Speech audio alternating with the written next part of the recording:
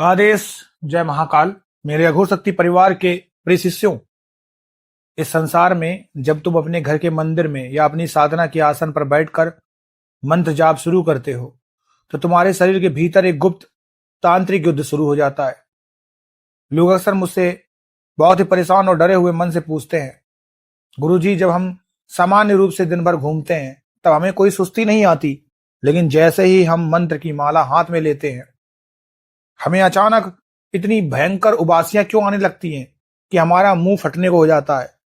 हमारी आंखों से बिना किसी दुख के आंसुओं का सैलाब क्यों बहने लगता है और पूरा शरीर भारी हो जाता है। गुरुजी, क्या मंत्र जाप के समय उबासी और आंसू आना इस बात का संकेत है कि भगवान हमसे नाराज हैं या कोई गंदी शक्ति हमारी साधना को खंडित कर रही है? बेटा, मंत्र जाप के दौरान अचानक उबासी आना और आंखों से आंसू बहना कोई मामूली शारीरिक क्रिया नहीं है, ना ही ये कोई सामान्य नींद या आलस है। ये तुम्हारे आवामंडल और सूक्ष्म ऊर्जा जगत में होने वाली उस महासफाई का साक्षात प्रमाण है जिसे तंत्र में ऊर्जा घर्षण कहा जाता है। आज मैं तुम्हें इसके पीछे छिपे उस कड़े तांत्रिक सत्य को समझाऊंगा जिसे जानने के बाद तुम अपनी साधना के रास्ते को एक पल में बदल लोगे। ध्यान से सुनो, आज जो बता रहा हूं इस आंतरिक विरेचन का पूरा रूप आगे ही समझ आता है। पहला गुप्त कारण ध्यान से समझो, मंत्र की दिव्य अग्नि और तुम्हारे भीतर जमा नकारात्मकता का आपसी घर्षण। जब तुम किसी जागृत मंत्र का उच्चारण करते हो तो ब्रह्मांड से सात्विक और प्रचंड सकारात्मक ऊर्जा तुम्हारे ब्रह्मानंद के रास्ते शरीर में प्रवेश करती है, लेकिन तुम्हारे भीतर पहले से ही जन्मों जन्मों के बुरे कर्म, नकारात्मक विचार और बुरी नजर आंतरिक धूल के तरीके से जमा होती है। जब वो दिव्य मंत्र शक्ति तुम्हारे भीतर उतरती है तो वह उस गंदगी को बाहर धकेलती है। जब ये नकारात्मक ऊर्जा तुम्हारे श्वसन तंत्र के रास्ते बाहर निकलती है तो तुम्हें बार बार भयंकर उबासी आती है। ये उबासी तुम्हारे भीतर के तमस और गंदगी का बाहर निकलना है। दूसरा कारण समझो, आंखों से आंसुओं की अविरल धारा बहना। जब मंत्र की शक्ति तुम्हारे हृदय चक्र और आज्ञा चक्र को छूती है तो तुम्हारी आत्मा अपने इष्ट देव की चेतना से जुड़ने लगती है। इसे तंत्र में भाव समाधि का प्रारंभिक चरण कहते हैं। उस समय तुम्हारी आत्मा जन्म जन्म के एकाकीपन को भूलकर परम आनंद और कृतज्ञता से भर जाती है, जिससे आंखों के द्वार स्वतः खुल जाते हैं। लेकिन यहां एक बहुत कड़ा तांत्रिक भेद है जिसे ध्यान से सुनो। अगर मंत्र जप के समय आने वाले आंसू ठंडे हैं और तुम्हें मानसिक शांति मिल रही है तो समझ लेना कि यह साक्षात दैवी कृपा है।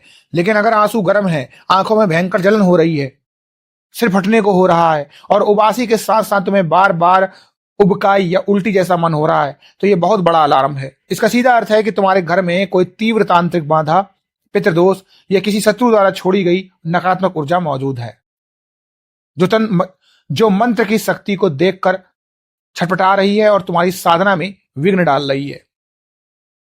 यहां लोग सबसे बड़ी भूल करते हैं, असली तरीका आगे ही समझ आता है।